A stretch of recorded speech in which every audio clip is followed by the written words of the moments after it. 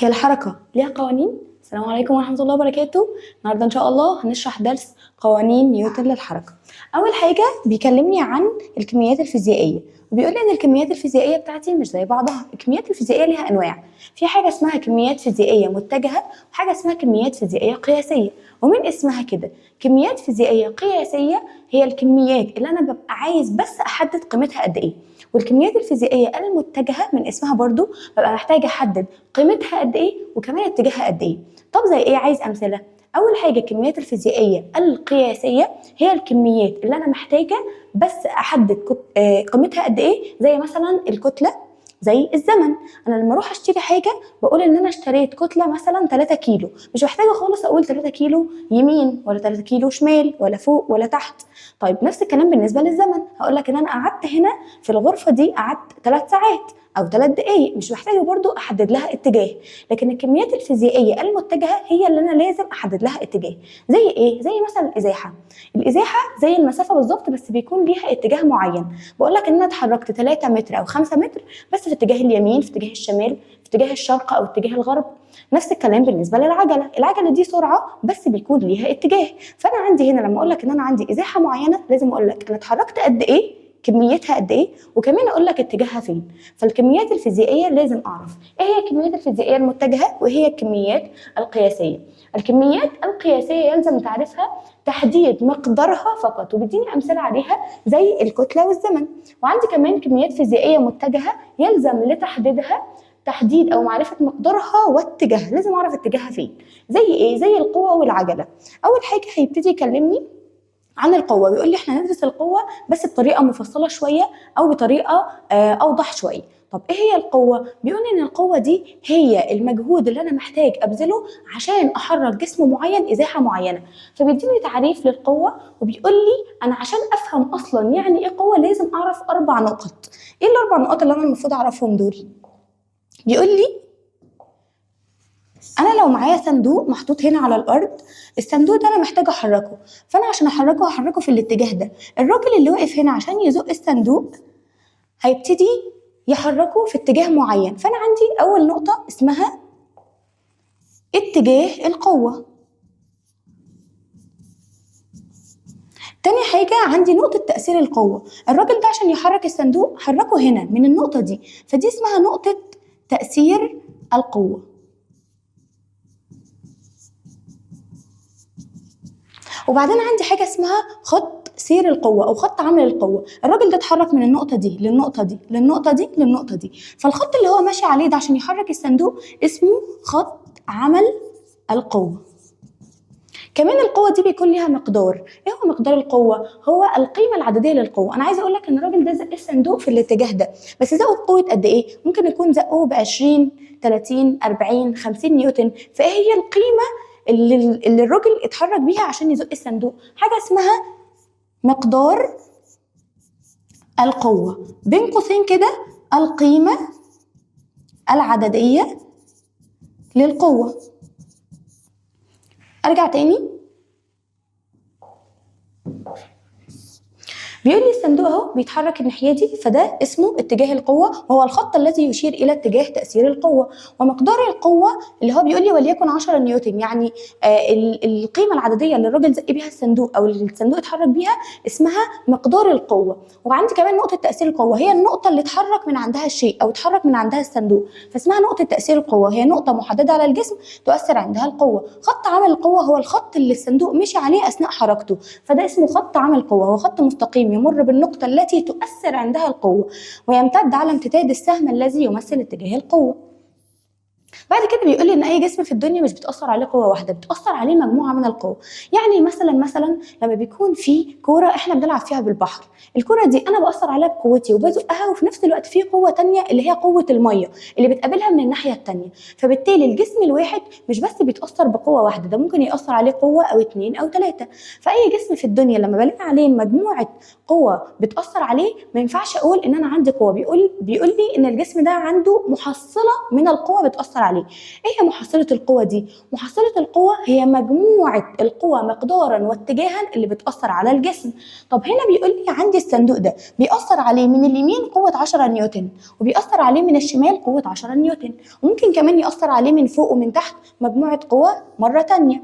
بيقول لي القوة ديت عشان أقيسها في جهاز اسمه النيوتن ميتر أو مقياس القوة أو الميزان الزنبركي. ده مقياس بيكون جهاز بيكون معمول مخصوص عشان يقيس لي مقدار القوة اللي بتأثر على الجسم، والقوة بتتقاس بالنيوتن. طيب العلماء زمان كانوا بيقولوا لي إن أي جسم في الدنيا عشان يتحرك لازم تأثر عليه قوة معينة. جه العالم ارسطو وقال لك الجسم مش هيستمر في الحركه ابدا ابدا الا لو كانت في قوه مستمره وبتاثر عليه طول الوقت. وجه العالم جاليليو قال لك انا هعمل تجربه تثبت عكس الكلام ده، وان الكلام ده مش صحيح، وابتدى يصحح لنا المفاهيم بتاعتنا. قال لك هجيب كوره واحطها على مسار منحني، ولما حط الكوره فوق هو في الاول اثر عليها بقوه، وبعدين لما سابها لقى الكوره بتستمر في الحركه بتاعتها حتى بعد ما اختفى تاثير القوه بتاعت ايده. طب ايه اللي حصل هنا؟ قال لك الجسم المتحرك بيحب يفضل متحرك حتى بعد ما ازيل تاثير القوه اللي انا باثر بيها، والجسم الساكن هو كمان بيحب يفضل ساكن لحد ما اجيب قوه تانية واثر عليه. فارسطو كان اعتقاده غلط، لانه قال ان الجسم لازم تفضل فيه قوه مؤثره عليه عشان يستمر في الحركه. لكن جاليليو قال لك الجسم هيفضل متحرك بنفس سرعته وبنفس اتجاهه لحد ما انا اللي اوقفه بنفسي او انا اللي اثر عليه بقوه تخليه يقف. فكده ابتدى يقول لي حاجه اسمها قانون القصور الذاتي، وده قانون بيدل على ان الاجسام تميل للاحتفاظ بحالتها من السكون او الحركه ما لم تؤثر عليها قوه خارجيه تغير من حالتها. بعد كده جه العالم اسحاق نيوتن وابتدى يقول لي ان الحركه ملهاش قانون واحد ولا ليها تعريف واحد، الحركه ليها 3 قوانين وليها 3 طرق اعرف افهم بيهم ازاي الجسم بيتحرك وازاي بيقف. العالم نيوتن ليه اسهامات كبيره جدا وليه مساهمات كبيره في الرياضه وفي الفيزياء وفي الفلك، وده عالم مهم جدا لانه عرفنا حاجات كتير جدا احنا ما كناش عارفينها. وابتدى يديني نبذه صغيره عن العالم اسحاق نيوتن، وقال لي ان هو عالم انجليزي من ابرز العلماء اللي ساهموا في علم الفيزياء وفي علم الرياضيات، وكمان صاغ قوانين الحركه، ودي ال3 قوانين اللي احنا هندرسهم النهارده واللي احنا لحد دلوقتي بنتعامل بيهم عشان نفهم حركه الاجسام. وكمان قدم مساهمات في مجال البصريات وحط نظريه عن الالوان. احنا الترم الاول اتكلمنا عن المنشور الثلاثي اللي بيحلل ضوء الشمس الابيض الى 7 الوان الطيف، وهو اللي اكتشف الكلام ده وحط لي نظريه مهمه جدا عن الالوان. وكمان صاغ قانون عملي للتبريد ودرس سرعه الصوت في الهواء. طيب جه قال لي انا عايزه افهم القوه المحصله اللي بتاثر على الاجسام وازاي اعرف مقدار القوه اللي بتاثر على جسم واحد في حين ان هو عنده كذا قوه بتاثر عليه من كذا اتجاه. قال لي القوه المحصله هي القوه الكليه مقدارا واتجاها، لان انا عندي مجموعه قوه مش بس مختلفين في مقدارهم، ده كمان مختلفين في اتجاههم. ممكن تكون قوه من فوق وقوه من تحت، قوه من اليمين وقوه من الشمال. فقال لي هي مجموعه القوى الكليه مقدارا واتجاها الناتجه عن تاثير مجموعه من القوى على جسم ما. زي مثلا الاطفال اللي بيزقوا الحبل، هنا عندي في النص فيه جزء معين وهم عايزين يحركوه من مكانه، عشان يتحرك الجزء ده فعندي قوه بتاثر من اليمين وعندي مجموعه قوه تانية بتاثر من الشمال، وكل القوى اللي بتاثر على الجزء ده في الاخر بسميها القوه المحصله. طيب بعد كده بيقول لي ان القوه اللي بتاثر على الجسم او القوه المحصله دي بتكون ليها نوعين، في قوه متزنه وقوه غير متزنه. يعني ايه قوه متزنه؟ يعني ممكن مجموعه قوه تاثر على جسم وفي الاخر الجسم ده ما يتحركش خالص من مكانه او ما يتغيرش حالته نهائيا. ممكن يحصل. ازاي؟ لو انا جبت صندوق في النص وانا زقيت من ناحيتي بقوه 10 نيوتن وفي حد تاني قصادي من الناحيه الثانيه هو كمان بيزق بقوه 10 نيوتن، ايه اللي هيحصل للصندوق؟ مع ان في قوه بتاثر عليه ومع ذلك الصندوق مش هيتحرك من مكانه ولا هيحصل له اي تغيير. ليه؟ لان انا اثرت بقوه واللي قدامي في عكس الاتجاه واثر بنفس القوه بالظبط. فلو احنا الاثنين زقنا قصاد بعض ساعتها الصندوق مش هيحصل له اي حاجه، وبقول هنا على محصله القوه انها قوه متزنه. طب لو عندي كوره بتتحرك وجه هواء اثر عليها من الناحيه دي بقوه 10 نيوتن وهواء او رياح اثرت عليها من الناحيه الثانيه بقوه 10 نيوتن، ساعتها الكوره مش هتقف ولكنها هتفضل مستمره في الحركه بتاعتها بنفس السرعه وبنفس الاتجاه. طالما انا ما غيرتش من حاله الجسم الساكن فضل ساكن والمتحرك فضل متحرك، ساعتها بقول ان القوه اللي اثرت على الجسم هنا قوه متزنه، ما بتغيرش ابدا من حاله الجسم. عندي قوه تانية اسمها قوه غير متزنه. امتى بقول ان انا عندي قوه غير متزنه؟ لما مجموعه القوى اللي بتاثر على الجسم بتغير من حالته، تخلي الساكن يبقى متحرك او تخلي المتحرك يبقى ساكن، او المتحرك يفضل متحرك بس تغير من اتجاهه او تغير من سرعته، ساعتها بقول عليها قوه غير متزنه. طب انا عندي لو عايزه اشوف شكلي بيمثل لي الحاجات دي، هلاقي هنا في قطعه من الطوب، وفي واحد بيزقها من الناحيه دي بقوه 20 نيوتن، والناحيه الثانيه واحد بيزق في عكس الاتجاه بقوه 20 نيوتن. فهنا القوه متساويه مقدارا ومختلفه اتجاها، والقوتين عكس بعض، فساعتها الجسم مش هيتحرك خالص من مكانه. عشان كده بقول ان القوه بتاعتي متزنه. ومجموع او محصله القوه هنا بتساوي صفر، لان لو 20 وقصادها الناحيه الثانيه 20، 20 ناقص 20، ساعتها المحصله كلها بتساوي صفر. لكن لو انا جبت نفس القطعه بالظبط وزقيت الناحيه دي ب 20 نيوتن، وواحد بيزق جنبي هو كمان معايا في نفس اتجاهي بس بقوه 30 نيوتن، ساعتها محصله القوه لا تساوي صفر، لان هو بيزق معايا في نفس الاتجاه بالظبط. فهيبقى 20 زائد 30 محصله القوه بتساوي 50. وهنا بتكون قوه غير متزنه لانها هتغير من حاله الجسم، بدل ما كان قدامي لا هو هيتزق لقدام او هيتحرك لقدام.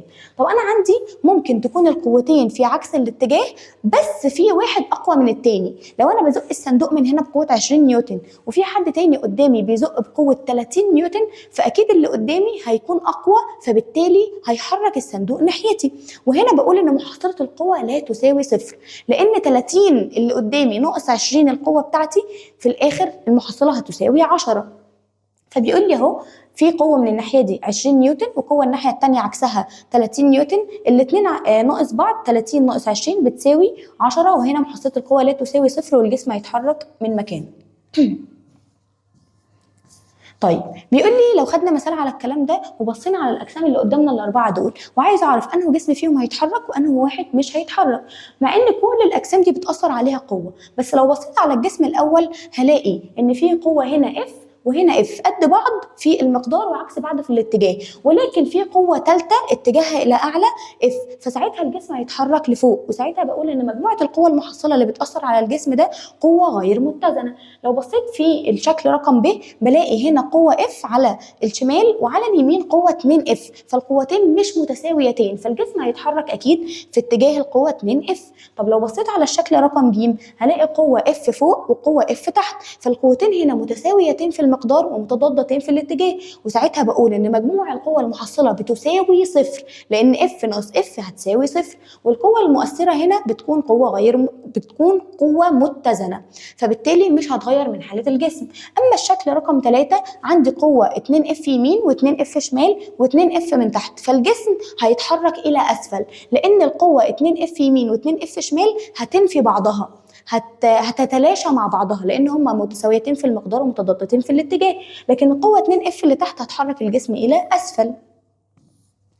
طيب بعد كده يبتدي يكلمني عن قوانين العالم نيوتن، اللي قال لي انا هحط لك 3 قوانين عشان تفهم بيهم حركه الاجسام، وهيبتدي يقول لي ان انا عندي 3 قوانين اسمهم القانون الاول لنيوتن والقانون الثاني لنيوتن والقانون الثالث لنيوتن. القانون الاول لنيوتن هو بيقول فيه نفس الكلام بالظبط اللي قاله العالم جاليليو. العالم جاليليو قال لي ان الجسم الساكن بيحب يفضل ساكن والمتحرك بيحب يفضل متحرك، فجه العالم نيوتن وقال لي في القانون الاول هو انا اقول نفس الكلام بالظبط، عشان كده سمينا القانون الاول نيوتن اسمه قانون القصور الذاتي. نظريه القصور الذاتي هي اللي بتثبت لي ان الجسم الساكن بيحب يفضل ساكن والجسم المتحرك بيحب يفضل متحرك. فبيقول لي يوضح القانون الاول لنيوتن ان محصله القوى المؤثره على جسم هي السبب في تغيير حالته. لو القوه اللي بتاثر على الجسم دي قوه متزنه يبقى الجسم هيفضل زي ما هو بالظبط. اول ما تيجي قوه غير متزنه وتاثر على الجسم ساعتها هتتغير من حالته من السكون الى الحركه او من الحركه الى السكون، او ممكن يبقى جسم متحرك بس ساعتها بغير اتجاه الحركه او بغير سرعه الجسم. بيقول لي لو انا بصيت على الاشكال اللي قدامي دي هلاقي في صندوق موضوع فوق سياره. لو الصندوق ده واقف والسياره واقفه ساعتها بلاقي الاتنين في حاله سكون، لان السياره طالما واقفه الصندوق كمان هيبقى في حاله سكون زيها بالظبط. طب لو السياره اتحركت بلاقي الصندوق بيتحرك مع السياره بنفس سرعتها بالظبط. طب ايه اللي هيحصل لو السياره دي توقفت فجاه؟ بلاقي الصندوق اندفع الى الامام. ايه اللي يخلي الصندوق يستمر في الحركه بالرغم من ان السياره توقفت؟ هو ده بالظبط اللي احنا بنشرحه في قانون القصور الذاتي. بيقول لي ان الجسم الساكن بيحب يفضل ساكن والمتحرك بيحب يفضل متحرك. طب ما الصندوق هنا كان بيتحرك بنفس سرعه السياره، فالصندوق كان بيحاول يحافظ على حاله الحركه بتاعته لحد ما انا اثرت عليه بقوه احتكاك خلته تندفع ويقع على الارض. فهنا السياره لما عملت توقف مفاجئ كان الصندوق لسه ما استوعبش حاله التوقف اللي السياره عملتها، فاستمر في الحركه لبعض الوقت لحد ما حصل له احتكاك مع الارض عشان كده توقف. طب ايه اللي خلى الصندوق يستمر في الحركه؟ قانون القصور الذاتي. طب ايه اللي خلاه يتوقف؟ ان هو احتك بالارض عشان الاحتكاك ده هي القوه الغير متزنه اللي اثرت عليه وخلته يقف. فبيقول لي يظل الصندوق ساكنا في مكانه طالما السياره اللي هو واقف عليها ساكنه. بيقول لي يتحرك بنفس سرعتها لو السياره اتحركت، هو كمان هيبقى بيتحرك معاها بنفس سرعتها بالنسبه للراجل او المشاهد اللي واقف بيتفرج من على الرصيف. طب ايه اللي يحصل عند التوقف المفاجئ للسياره؟ هيندفع الصندوق الى الامام محتفظا بحاله الحركه بتاعته لفتره زمنيه معينه لحد ما تاثر عليه قوه خارجيه تغير من حالته. ايه القوه الخارجيه اللي اثرت على الصندوق؟ هي قوه الاحتكاك. هنا بيقول لي نص القانون الاول لنيوتن اللي هو قانون القصور الذاتي: يظل الجسم على حالته من السكون او الحركه بسرعه منتظمه في خط مستقيم ما لم تؤثر عليه قوه خارجيه غير متزنه تغير من حالته. لازم احفظ القانون ده كويس عشان بيجي لي في اسئله اكتب المصطلح العلمي وبيجي لي في اسئله كتير في الامتحان. يقول لي اكتب المصطلح العلمي: يظل الجسم على حالته من السكون او الحركه بسرعه منتظمه في خط مستقيم ما لم تؤثر عليه قوه خارجيه غير متزنه تغير من حالته. هقول له على طول ان انت بتكلمني عن قانون القصور الذاتي او القانون الاول لنيوتن. وبيقول لي في امثله انا بشوفها كل يوم عن القصور الذاتي. ايه هي الامثله اللي انا بشوفها يوميا؟ بيقول لي الراكب اللي بيبقى مستقل الحافله او الاتوبيس، ايه اللي بيحصل له؟ بيقول لي ان الراكب ده بيكون في حاله سكون طالما السياره اللي هو راكبها هي كمان ساكنه، وبيبتدي يتحرك بنفس سرعه السياره اللي هو راكبها طالما السياره متحركه. ايه اللي بيحصل لو هو واقف والسياره اتحركت فجاه؟ بلاقي الراكب اندفع الى الخلف. ليه اندفع لورا والسياره اتحركت؟ لان انا كنت ساكن فكنت بحاول احافظ على حاله السكون بتاعتي لفتره زمنيه معينه لحد ما جسمي يستوعب ان انا اتحركت. طب ايه اللي يحصل لو السياره متحركه وبعدين توقفت فجاه؟ بلاقي نفسي اندفعت الى الامام لان جسمي بيحاول يحافظ على حاله الحركه بتاعته لفتره زمنيه معينه لحد ما استوعب حاله التوقف اللي انا رحت لها. فبيقول لي علل اندفاع راكب الحافله للامام عند توقفها المفاجئ. علل ليه؟ لان القصور الذاتي للراكب تجعله يقاوم التوقف المفاجئ اللي حصل. بعد ما يقاوم التوقف المفاجئ ده يبتدي يستوعب بقى ان هو خلاص هيقف ويوقف حالة الحركة بتاعته. طب علل اندفاع راكب الحافلة الساكنة للخلف عند حركتها بشكل مفاجئ. ايه اللي يحصل؟ لان القصور الذاتي للراكب بتجعله يقاوم الحركة المفاجئة اللي عملها السيارة عشان بيحاول يحتفظ بحالة سكونه لفترة زمنية أطول. طيب يجي يقول لي ماذا يحدث عند قطع التيار الكهربي عن المروحه؟ ايه اللي يحصل لو انا شلت الفيشه بتاعت المروحه؟ بلاقي المروحه الاذرع بتاعتها فضلت مستمره في الحركه لفتره زمنيه معينه. ليه الاذرع تستمر في الحركه بالرغم من ان مفيش طاقه تحركها وبالرغم من ان التيار الكهربي انقطع عنها خلاص؟ بيقول لي ان اذرع المروحه اكيد عندها قصور ذاتي زي اي جسم تاني، فبالتالي اذرع المروحه بتستمر في الحركه لانها تقاوم التغير المفاجئ في حالتها، فتحاول الاستمرار في حالة الحركة لفترة من الزمن لحد ما تستوعب الحالة اللي هي وصلت لها. طب بيجي يقول لي ماذا يحدث عند سحب مفرش بسرعه من اسفل طبق فاكهه؟ بتيجي الناس اللي هي بتعمل سحر وشو كده يبتدوا يحطوا طبق فاكهه ويحطوا كوبايه ميه او فازه على الترابيزه، ويبتدي الراجل يسحب المفرش بسرعه جامده جدا، فلاقي طبق الفاكهه ما اتحركش، او كوبايه الميه او الفازه زي ما هي بالظبط على الترابيزه، بالرغم من ان احنا سحبنا من تحتهم المفرش. بيقول لي ليه حصل الكلام ده؟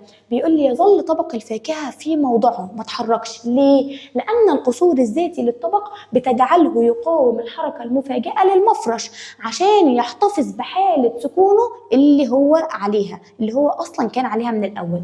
طيب بيقول لي انا دلوقتي عايزه اعرف تاثير كتله الجسم على القصور الذاتي. هل كل الاجسام بتحتفظ بحاله سكونها او حاله حركتها بنفس الطريقه بالظبط؟ قال لي لا، قال لي الاجسام بتختلف على حسب كتلتها. الاجسام الكبيره واللي كتلتها كبيره عندها قصور ذاتي اعلى وبتحب تفضل على حالتها لوقت اطول، والاجسام الاصغر واللي كتلتها صغيره بتحب تحتفظ بحالتها بس لفتره زمنيه قليله. ازاي الكلام ده ممكن اشوفه؟ بيقول لي انا هجيب سيارتين، هجيب 3 سيارات اهو، هجيب شاحنة كبيرة جدا، وهجيب أتوبيس، وهجيب عربية تاكسي صغيرة، وهخلي ال3 سيارات دول ماشيين بنفس السرعة بالظبط. يا ترى إيه اللي هيحصل لو ال3 وقفوا في نفس اللحظة أو في نفس الثانية؟ هلاقي إن السيارة الصغيرة توقفت بسرعة على طول، وقفت مكانها، أما الأتوبيس هيبتدي ياخد مسافة شوية وبعد كده يقف، اما الشاحنه الكبيره هتاخد مسافه اكبر وبعد كده تتوقف. فبيقول لي ان انا عندي حاجه اسمها زمن التوقف ومسافه التوقف. ايه هو زمن التوقف؟ هو الزمن اللي بيستغرقه الجسم المتحرك عشان يتوقف، الزمن الذي يستغرقه الجسم المتحرك للتوقف.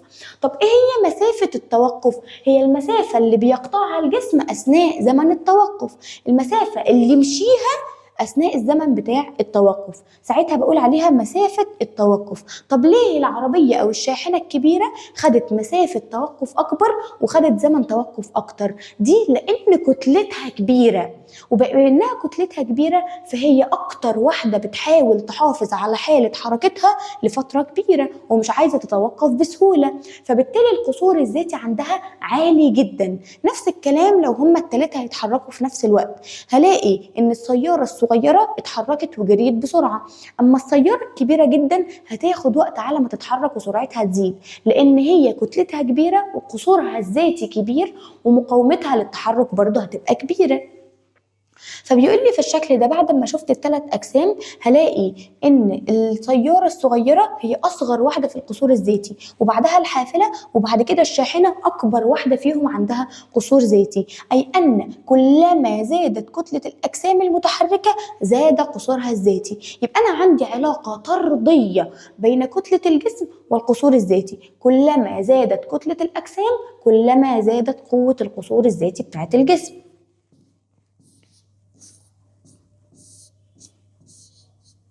طيب يجي بعد كده يقول لي انا عندي تطبيقات حياتيه قدرت اخترعها في حياتي اليوميه من خلال دراستي لقانون القصور الذاتي ومن خلال دراستي لقوانين الحركه. زي ايه؟ زي حاجه اسمها مثبت السرعه. ايه مثبت السرعه ده؟ بيكون في السياره زرار في السيارات الحديثه، زر كده بدوس عليه بيثبت سرعه السياره، يخليها ما تبقاش اسرع ولا ابطا. طب الزر ده بيشتغل ازاي؟ الزر ده بيكون عبارة عن جهاز بيحافظ على ثبات سرعة السيارة في الطرق السريعة دون تدخل مباشر من السائق، يعني السواق أول ما يدوس على الزر ده يلاقي سرعة السيارة بقت ثابتة على الطريق من غير هو ما يتحكم فيها بأي شكل.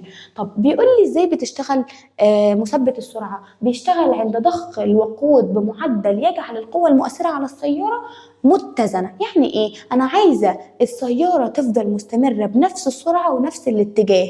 طب عشان تفضل مستمرة بنفس السرعة ونفس الاتجاه لازم اخلي القوة المؤثرة عليها قوة متزنة، لانها لو قوة غير متزنة ساعتها السيارة هتتغير حالتها، لكن لو قوة متزنة مش هتتغير حالتها. فبالتالي مثبت السرعة ده بيبقى حساس او بيبقى مستشعر لمجموعة القوة اللي بتأثر على السيارة من بره او من جوه، فلما يستشعر مستشعر مجموعة القوة دي يحاول يوازنهم مع بعض ويخلي القوة اللي بتأثر على السيارة قوة متزنة، فتستمر السيارة في الحركة بسرعة منتظمة وفي خط مستقيم. وعندي حاجة كمان اسمها هوكي الهواء. ايه هوكي الهواء ده؟ بيقول لي ان هوكي الهواء ده بتكون لعبة ممتعة جدا بيلعب بيها الناس في الملاهي. بتكون عبارة عن مضربين دائريين، مضرب كده وبيبقى دائري من تحت، وعندي مضرب تاني قصاده، وفي قرص في النص احنا بنزق القرص ده لبعض، هو يزقه لي وانا ازقه له. فبيقول لي ان القرص ده بيتحرك وانا بلعب، بلاقيه بيتحرك بسرعة جنونية على المنضدة اللي انا بلعب عليها. ايه اللي يخلي القرص يتحرك بالسرعة دي بالرغم من ان انا عارف ان اكيد القرص لازم يكون بيحتك بالمنضدة؟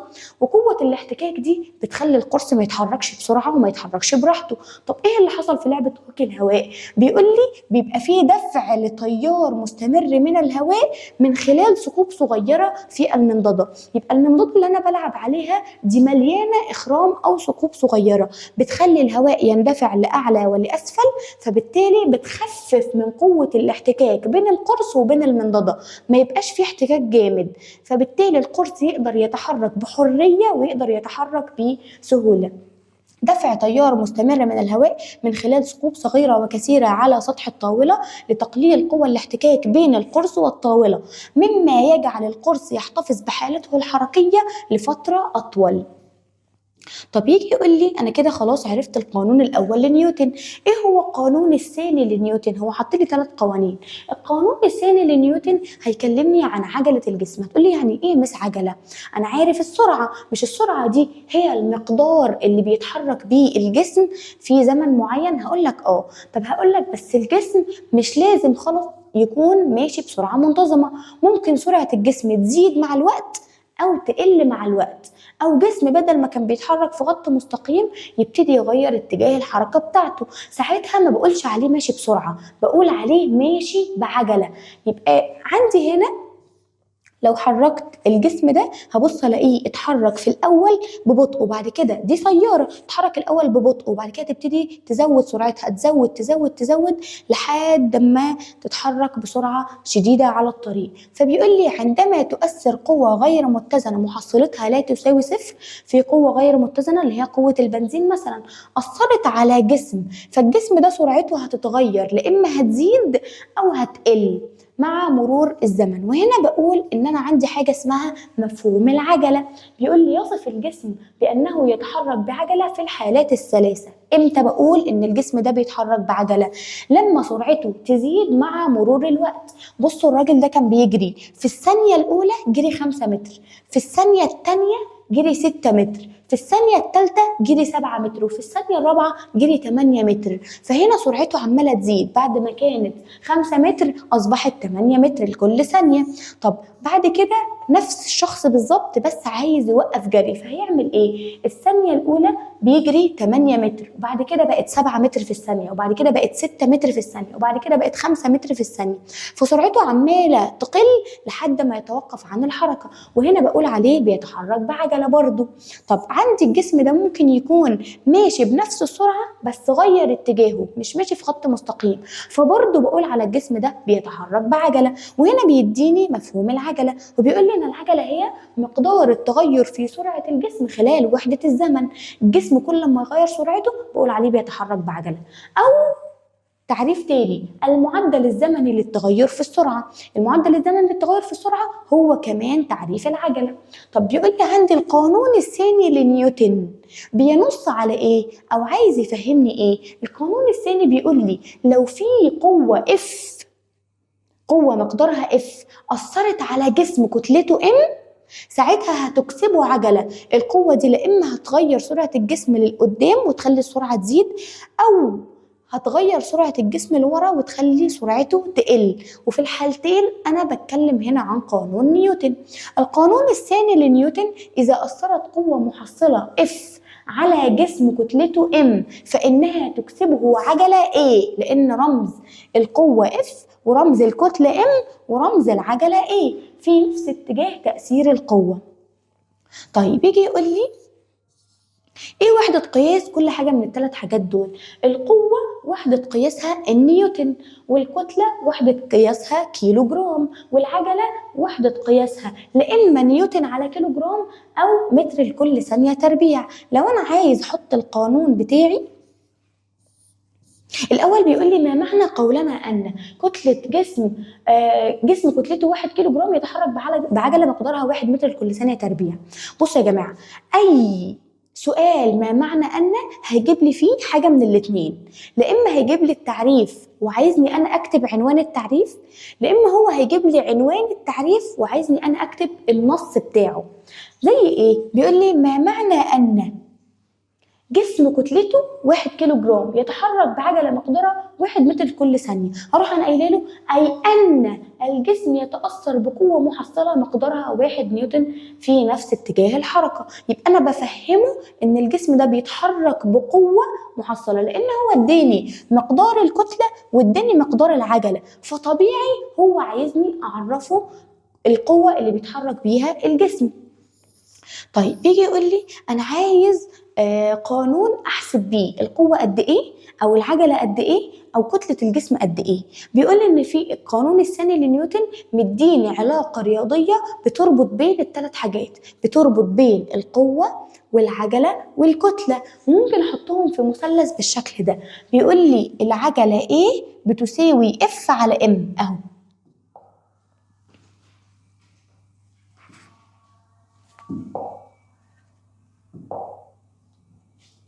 اهو. ممكن اكتب القانون بتاعي بالمنظر ده، العجله ايه بتساوي القوه اف على الكتله ام، لان ايه بتساوي اف على ام. طب من المثلث ده انا هقدر اجيب قيمه العجله او هقدر اجيب قيمه الكتله او اقدر اجيب قيمه القوه، لان العجله بتساوي القوه على الكتله وكمان الكتلة بتساوي القوة على العجلة. طب لو أنا عايزة أجيب القوة هضرب الكتلة في العجلة، هضرب ام في ايه. ارجع تاني للدرس.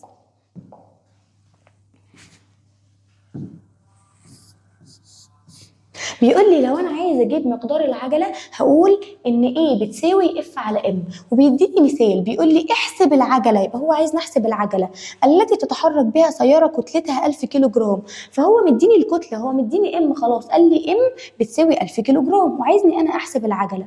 اذا كانت قوه محركها 1300 نيوتن، فهو اداني القوه قال لي قوه محركها، فانا هعرف ان الاف بتساوي 1300 نيوتن عشان هو خلاص اداني القوه، بفرض اهمال القوى المؤثره الاخرى. قال لي خلاص انت قوتك كلها على بعضها 1300 نيوتن، فانا هعمل ايه؟ هقول له ان العجله ايه بتساوي اف على ام، وهقسم اف اللي هي ب 1300 على الكتله اللي هي ب 1000 هتديني 1.3 متر لكل ثانيه تربيع. وبعد ما اكتب الاجابه بتاعتي لازم اكتب الوحده بتاعتي اللي انا بستخدمها، طالما هو طلب مني العجله هكتب له الوحده بتساوي متر على ثانيه تربيع. طيب يجي بعد كده بيقول لي العوامل المؤثرة في عجلة الحركة، في عوامل بتخلي العجلة تبقى أزيد أو تبقى أقل، تخليها تزيد أو تقل. إيه العوامل اللي بتأثر؟ الحاجتين اللي أنا حطيتهم في القانون، مش هو قال لي القانون بتاعي العجلة بتساوي القوة على الكتلة، فطبيعي القوة هتأثر وطبيعي الكتلة هتأثر على العجلة. فبيقول لي إن كتلة الجسم إذا أثرت قوتان متساويتين على جسمين مختلفين في الكتلة، أنا هجيب نفس القوة بالظبط بس هخلي مرة الكتلة كبيرة زي ما احنا شايفين كده، مرة الكتلة صغيرة ومرة الكتلة كبيرة، وبعد ما بأثر على الجسمين وخلي الكتلة مرة كبيرة ومرة صغيرة بنفس القوة هلاقي انه كلما زادت كتلة الجسم قلت العجلة. لما اجي احرك جسم خفيف هتحرك بعجلة سريعة، لكن لما اجي اتحرك بجسم تقيل وكتلته كبيرة ساعتها هتحرك بعجلة بطيئة وهمشي على مهلي. فبيقول لي ان الكتلة بتأثر على الجسم بس في بينهم علاقة عكسية، كلما زادت الكتلة قلت عجلة الجسم، كلما قلت الكتلة زادت عجلة الجسم. طب كمان بتأثر القوة المؤثرة على العجلة. لو أنا عندي نفس الجسم بالظبط بأثر فيه بقوة واحدة بس، ساعتها هتحرك بعجلة بطيئة. لكن لو خليت القوة اللي بتأثر على الجسم دي قوة كبيرة، هلاقي إن الجسم بيتحرك بعجلة أسرع. كلما زودت القوة المؤثرة على الجسم كلما زادت عجلة الجسم، ولاقي الجسم بيتحرك بصورة أسرع. فبالتالي إذا أثرت قوتان محصلتان مختلفتان على جسمين متساويين في الكتلة، نفس الجسم ده هو ده بالظبط، لكن أنا زودت القوة اللي بتحرك الجسم، فهلاقي العجلة زادت بزيادة القوة. وهنا بقول إن في بينهم علاقة طردية، علاقة طردية بين القوة والعجلة. كلما زادت القوة المؤثرة على الجسم زادت عجلة الجسم، كلما قلت القوة المؤثرة على الجسم قلت عجلة الجسم، فهنا علاقة طردية. طيب بيقول لي شكل العلاقة اهي. لما اجي اقارن بين العلاقة بين القوة والعجلة هلاقي شكل العلاقة خط مستقيم مرتفع، خط مستقيم مرتفع الى اعلى بالمنظر ده، لان الشكل البياني ده هو اللي بيدل على العلاقة الطردية اللي بين القوة والعجلة. اما العلاقة العكسية بتترسم بالمنحنى اللي بينزل لتحت ده، لان لما واحد فيهم يزيد التاني بيقل، واحد فيهم يقل التاني بيزيد. فبالتالي العلاقة بين كتلة الجسم والعجلة اللي بيتحرك بها الجسم علاقة عكسية، واحد يزيد التاني يقل والعكس صحيح. طب أسئلة بقى ماذا يحدث دي أسئلة مهمة جدا جدا. بيقول لي ماذا يحدث للعجلة، هيسألني إيه اللي هيحصل للعجلة لو أنا زودت القوة، لو أنا قللت القوة، لو أنا زودت الكتلة أو قللت الكتلة، بيسألني إيه اللي هيحصل للعجلة ساعتها. الأسئلة دي مهمة وبتيجي في الامتحان كتير. بيقول لي إذا زادت القوة المحصلة المؤثرة على جسمي إلى الضعف، كانت عندي القوة اف واحدة بس وانا خليتها 2 اف، يعني القوه زادت للضعف والكتله زي ما هي ثابته، فايه اللي هيحصل؟ العجله كمان هتزيد للضعف. اهو بيقول لي لو انا جربت اعمل مثال في الحاله دي، هيقول لي لو القوه كانت 1000 نيوتن وانا خليتها 2000 نيوتن والكتله 1000 وفضلت زي ما هي 1000، يعني الكتله زي ما هي ما اتغيرتش، لكن القوه هي اللي زادت للضعف، بعد ما كانت 1000 بقت 2000. ايه اللي هيحصل ساعتها؟ هاجي احسب العجله هلاقي 1000 على 1000 بواحد متر لكل ثانية، لكن لما زادت القوة للضعف 2000 على 1000 طلعت 2 متر لكل ثانية، فهنا هلاقي إن العجلة بتاعتي هي كمان زادت للضعف. طب ليه لما القوة زادت للضعف العجلة كمان زادت للضعف؟ لأن أنا قلت إن العلاقة بين القوة والعجلة علاقة طردية، القوة تزيد العجلة تزيد، القوة تقل العجلة تقل. طب اداني مثال تاني على الكتلة وقال لي ماذا يحدث إذا زادت كتلة الجسم إلى الضعف مع ثبات القوة؟ قال لي القوة زي ما هي بس الكتلة هي اللي هتزيد للضعف. إيه اللي هيحصل؟ قال لي هعمل مثال على الكلام ده وهقول لك لو القوة عندي 1000 وفضلت زي ما هي 1000 عشان القوة ما اتأثرتش ولا حاجة، طب الكتلة كانت 1000 كيلو جرام وأصبحت 2000 كيلو جرام، إيه اللي يحصل للعجلة؟ العجلة في الحالة الأولى كانت 1000 على 1000 بواحد متر لكل ثانية تربيع، لكن في الحالة الثانية لما الكتلة زادت للضعف إيه اللي حصل؟ قسمت 1000 على 2000 فأصبحت النتيجة نص، فلما الكتلة تزيد للضعف هلاقي العجلة قلت للنصف. ليه الكتلة زادت والعجلة قلت؟ لأن أنا قلت إن العلاقة بين الكتلة والعجلة علاقة عكسية، لما واحد فيهم يزيد للضعف التاني يقل للنص، ولما واحد يقل للنص التاني هيزيد للضعف. طيب يجي بعد كده يقول لي عندي حاجة اسمها احتياطات الأمن والسلامة، ابتديت اخترعها واحطها في السيارة بتاعتي. ليه عملت احتياطات أمن وسلامة في السيارة؟ بيقول لي إن أنا عارف في القانون الأول لنيوتن إن الجسم المتحرك بيحب يفضل متحرك والجسم الساكن بيحب يفضل ساكن، فإيه اللي هيحصل لسائق السيارة لو السيارة بتاعته توقفت فجأة أو حصل لها توقف مفاجئ؟ طبعا جسم السائق عايز يفضل مستمر في الحركة، فجسمه هيندفع إلى الأمام عشان عايز يحافظ على حالة الحركة بتاعته لفترة زمنية معينة. طب هو لو جسمه اندفع إلى الأمام هيخبط في عجلة القيادة وبالتالي هيتأذي أو هيحصل له مشاكل. طب أنا عايزة أحافظ على السائق من غير مشاكل، أعمل له إيه؟ أحط له حاجتين، أحط له حاجة اسمها حزام الأمان والوسادة الهوائية. حزام الأمان ده وظيفته إيه؟ بيعمل إيه؟ بيعمل على تقليل اندفاع السائق للأمام، بيخلي السائق ما يندفعش إلى الأمام بسرعة قوي، بيقلل الاندفاع بتاع السائق السائق للامام باتجاه عجله القياده عند التوقف المفاجئ. طب الوساده الهوائيه دي مهمتها ايه؟ بتعمل ايه؟ بتعمل مع حزام الامان على زياده زمن التصادم، بتخلي زمن التصادم اللي الراجل هيخبط فيه في عجله القياده بتحاول ان هي تقلله على قد ما تقدر، فبتقلل زمن التصادم وبالتالي بتقلل معدل التغير في السرعة ويقلل قوة التصادم المؤثرة على السائق. بدل ما الراجل وشه كان هيخبط في عجلة القيادة مباشرة، راحت هي مقللة زمن التصادم وخلته يبقى في حالة أمان. بعد كده عندي القانون الثالث لنيوتن. القانون الثالث بيكلمني عن قوة الفعل ورد الفعل. بيقول لي ان لما بيكون في قوتين متضادتين في الاتجاه ومختلفات متساويتين في المقدار ومتضادتين في الاتجاه، بتكون واحدة فيهم فعل والتانية رد فعل. هتقولي لي مس ما انت قلت لي الكلام ده من شوية في القانون الاول. هقول لك لا، القانون الاول بيقول لي ان القوتين بيأثروا على نفس الجسم. انا كنت 10 نيوتن واللي قدامي 10 نيوتن واحنا الاتنين بنأثر على نفس الصندوق، فالقانون الاول بيكلمني عن جسم واحد بس انا بأثر فيه. لكن القانون الثالث لنيوتن بيكلمني عن جسمين مختلفين هما الاتنين بيتأثروا بالقوة. لو انا واقف وقدامي شخص تاني واحنا الاتنين زقنا بعض، ساعتها انا هرجع لورا وهو كمان هيرجع لورا، فاحنا الاتنين اتحركنا. ليه حصل تحرك مع ان احنا زقنا بعض بنفس المقدار وفي عكس الاتجاه؟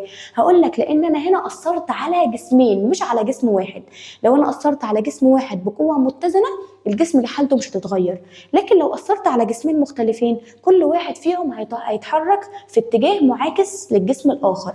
بيقول لي لو في شخص بينط من على قارب او من على مركب، هلاقي ان الشخص ده بيندفع الى الامام والقارب بيندفع للخلف. ليه؟ لان انا عندي هنا قوتين بتأثر على جسمين مختلفين، قوة الفعل وقوة رد الفعل. طيب يجي يقول لي انا عايز اعمل تجربة توريني الكلام ده، هعمل ايه؟ بيقول لي انا هجيب خيط وهعلق الخيط ده، هربط اوله الناحيه دي وهربط اخره الناحيه التانية، بس الخيط ده هدخل جواه شفاطه بتاعت العصير شاليمو، ولما ادخل الشاليمو في الخيط هروح جايبه بالونه وانفخها كويس قوي، وبعدين اربط طرف البالونه بمشبك، وبعد ما اربط طرفها بالمشبك هروح لازقه البالونه المنفوخه في الشفاطه او الشاليمو اللي متعلق في الخيط. يبقى انا عندي خيط مربوط من اليمين ومن الشمال كويس قوي، وانا دخلت في الخيط ده شاليمو او شفاطه، وبعدين هجيب البالونه المنفوخه واروح لازقاها في الشفاطه. ساعتها البالونه دي هتكون حره الحركه، يعني ممكن تتحرك يمين مع الشفاطه او شمال. طيب ايه اللي هيحصل لو انا شلت المشبك اللي انا رابطه بيه البالونه؟ هبص الاقي البالونه اتحركت في اتجاه اليمين والهواء اللي طلع من البالونه اتحرك في اتجاه الشمال. ايه اللي حصل هنا؟ حصل قوه فعل ورد فعل. ايه الفعل اللي حصل؟ ان الهواء اندفع من البالونه او اندفع خارج البالونه، ودي قوه الفعل بتاعتي. طب ايه رد الفعل؟ ان البالونه راحت اتزقت في او اتحركت في الاتجاه المعاكس. فانا عندي هنا جسمين اتاثروا، الجسم الاول هو الهواء، الجسم التاني هو البالونه. فعشان كده قال لي ان اللي حصل هنا فعل ورد فعل. اندفاع الهواء من البالون المعبر عنه بالسهم يمثل اتجاه الفعل، يبقى اندفاع الهواء هو الفعل. طب واندفاع البالون في الاتجاه المعاكس ده بيمثل رد الفعل. وبيقول لي ان الفعل ورد الفعل هما الاتنين بيعملوا بدون فارق زمني، يعني مفيش وقت بيفصل بين خروج الهواء واندفاع البالون. اول ما الهواء بيخرج في نفس اللحظه بالظبط البالونه بتندفع في العكس في الاتجاه المعاكس. وهنا بيثبت ان الفعل ورد الفعل لا يحدث بينهم فارق زمني، هما الاتنين بيحصلوا في نفس اللحظه بالظبط. طب قال لي ايه الاستنتاج او المعلومه العلميه اللي انا طلعت بيها من التجربه دي؟ الفعل ورد الفعل يعملان دائما دون فارق زمني في اتجاهين متضادين وعلى جسمين مختلفين. طب بيقول لي بقى ان القانون الثالث لنيوتن بينص على ان لكل فعل رد فعل مساوي له في المقدار ومضاد له في الاتجاه. لكل فعل رد فعل مساوي له في المقدار ومضاد له في الاتجاه. والقانون الثالث طبعا بيكلمني عن جسمين مش جسم واحد. طيب بيقول لي خد بالك، لو أثرت قوتين على نفس الجسم ساعتها بتكلم عن القانون الاول لنيوتن. زي ايه؟ زي القطه اللي واقفه او اللي قاعده على المنضده دي. ساعتها هنا بتكلم عن القانون الاول لنيوتن. ليه؟ لان سكون القطه ده بيفسروا ان القطه ليها قوة دفع إلى أسفل اللي هي وزن القطة لتحت، وقوة دفع المنضدة إلى أعلى، فالقوتين هنا عكس بعض في الاتجاه ومتساويتان في المقدار، ولكن الاتنين بيأثروا على القطة، الاتنين بيأثروا على نفس الجسم. فهنا بتكلم عن القانون الأول لنيوتن. لكن في حالة الصاروخ ده إيه اللي حصل؟ أنا هنا بتكلم في القانون الثالث لنيوتن، لأن أنا عندي قوة فعل اللي هي الهواء، وقوة رد الفعل اللي هي حركة الصاروخ. الصاروخ بيدفع هواء شديد إلى أسفل، فده بيحركه إلى أعلى. فأنا عندي الهواء هو الجسم الأول والصاروخ هو الجسم الثاني، فأنا عندي قوتين مختلفتين وبيأثروا على جسمين مختلفين. فهنا بقول إن أنا بتكلم عن القانون الثالث لنيوتن. عندي البنتين دول هما الاتنين قاعدين على الزلاجة اللي هي فيها عجل دي، فلما واحدة فيهم بتزق التانية بتكون قوتين مختلفتين في الاتجاه ومتساويتين في المقدار، ولكن بيأثروا على جسمين، بيأثروا على الجسم ده وبيأثروا على الجسم ده. فبقول ان انا هنا بتكلم عن القانون الثالث نيوتن. واحدة فيهم بتعمل فعل والتانية حركتها بتمثل رد الفعل. بيقول لي ان انا عندي تطبيقات حياتيه على القانون الثالث لنيوتن. زي ايه؟ زي الزلاجه المائيه اللي هي الفلاي بورد. الفلاي بورد او الزلاجه المائيه دي بتشتغل بالفعل ورد الفعل. الفعل هي الميه اللي بتندفع الى اسفل، ورد الفعل هو تحرك الشخص الى اعلى. طيب بيقول لي فكرة عملها إنها بتدفع الماء بقوة إلى أسفل من خلال فتحات الزلاجة، مما يتيح للمستخدم التحليق في الهواء إلى أعلى. طب عندي تطبيق كمان اللي هو إيه؟ الطائرات المسيرة بدون طيار اللي هي الدرون. الدرون أو الطيارة اللي ماشية من غير طيار دي هي كمان بتشتغل بقوة الفعل ورد الفعل. تشتغل إزاي؟ تعمل بدفع الهواء من المحركات إلى أسفل. المحركات بتاعتها بتزق الهواء إلى أسفل، فبالتالي الطيارة تعمل رد فعل وترتفع إلى أعلى، والذي يتبعه دفع الهواء للطائرة إلى أعلى، وده رد الفعل بقوة مساوية. طيب يجي بعد كده يديني ملخص بقى للثلاث قوانين. بيقول لي القانون الأول لنيوتن أن محصلة القوة المؤثرة على جسم هي السبب في تغيير حالته. محصلة القوة لو كانت متزنة يبقى مش هتغير من حالة الجسم، ولو كانت غير متزنة يبقى هتغير من حالة الجسم. بيقول القانون التالي بيتكلم عن العجلة. محصلة القوة المؤثرة على جسم هي السبب في تغيير سرعته بمرور الزمن، ولما سرعة الجسم تتغير هنا بقول إن هو اتحرك بعجلة.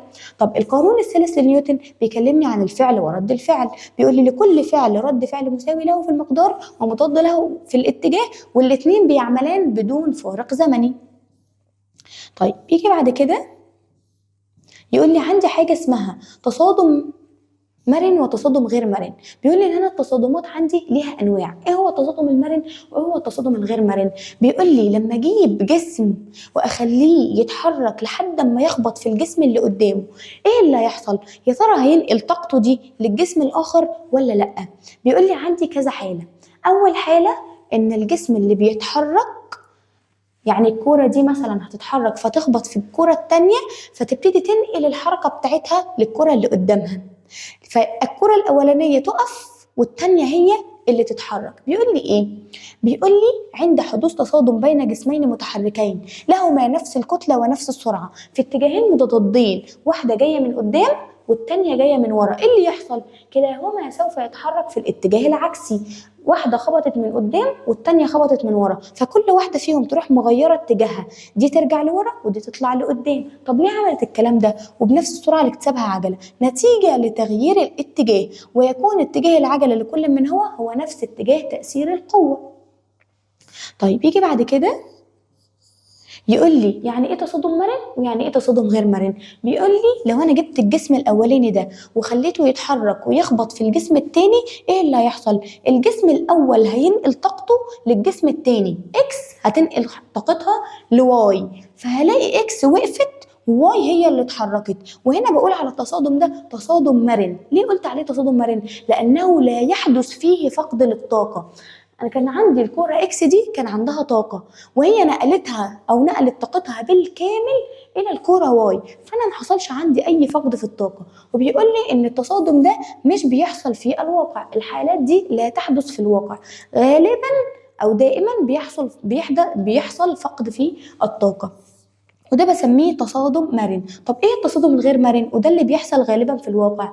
بيقول لي لما بحرك جسم ساكن اهو، يؤدي تصادم غير مرن يؤدي الى نقص السرعه الجسم المتحرك مع تحرك الجسم الساكن، وحركتهما معا بعد التصادم بتساوي نصف سرعه الجسم المتحرك. يعني ايه بس الكلام ده؟ يعني لو الكوره اكس بتتحرك بسرعه 40 متر لكل ثانيه، والكوره واي ثابته او واقفه، ايه اللي هيحصل؟ هلاقي اكس خبطت في واي، فهلاقي الاتنين اتحركوا، بس واحدة اتحركت ب10 متر لكل ثانية، والتانية اتحركت ب10 متر لكل ثانية. هي أصلا الطاقة الكلية في الأول كانت 40، ليه دي بقت 10 وليه دي اتحركت ب10؟ لأن حصل فقد في الطاقة، فقدت نص الطاقة اللي كانت بتتحرك بيها، ودي بقت ربع الطاقة ودي بقت ربع الطاقة، والاتنين مع بعض بقوا نص الطاقة بعد التصادم. بيقول لي في التصادم الغير مرن بيحدث فقد في الطاقة على هيئة حرارة أو صوت أو حدوث تشوه في شكل الجسم. الطاقة اللي بفقدها دي لا إما بتطلع في شكل حرارة، أو بتطلع في صورة طاقة صوتية، أو بتطلع في تشوهات في الجسم اللي أنا خبطت فيه. طيب يجي بعد كده حل أسئلة. بيقول لي اكتب المصطلح العلمي. عالم اعتقد أن الأجسام لا تستمر في الحركة إلا إذا كانت هناك قوة تؤثر عليها باستمرار، العالم أرسطو. عالم أوضح أن الأجسام تميل للاحتفاظ بحالتها من السكون أو الحركة ما لم تؤثر عليها قوة خارجية، ده العالم جاليليو.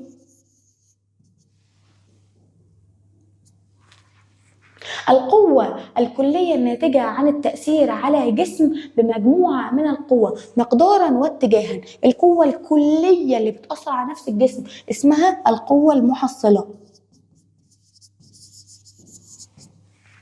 عالم صاغ القوانين الحركة وقانون الجذب العام، ده طبعا العالم نيوتن.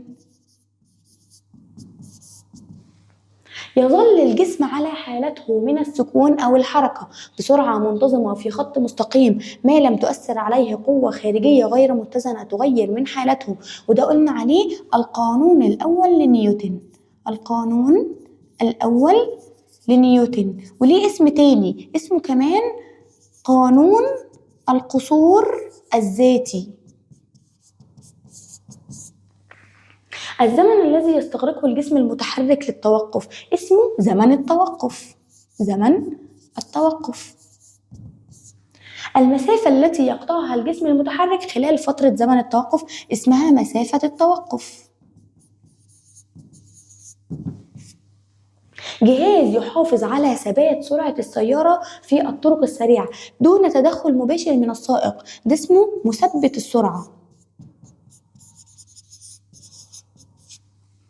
وكده نكون خلصنا، وان شاء الله تكون عجبتكم الحلقه وتكونوا فهمتوا. حد عنده اي مشكله او اي سؤال يقدر يسالني في الكومنتات. السلام عليكم ورحمه الله وبركاته.